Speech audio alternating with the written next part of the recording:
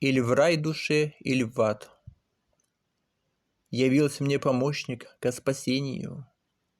Он Бог мой, Сын Иисус и Дух Святой. На покаяние в грехах прошу прощения, чтоб чистым перед Богом быть душой. Христос Спаситель мой, Всевышний, молюсь в слезах и преклонив колени. Все безобразия страстей меня лиши. Враг шлет на душу мрачные сомнения. Христос одно спасение душе моей поддержит и утешит, когда трудно. В пути моем, чтоб не было скорбей, я в диалоге с Ним и вечером, и утром. Перед Тобой, Господь, ошибки признаю. Прости меня, я каюсь во грехах.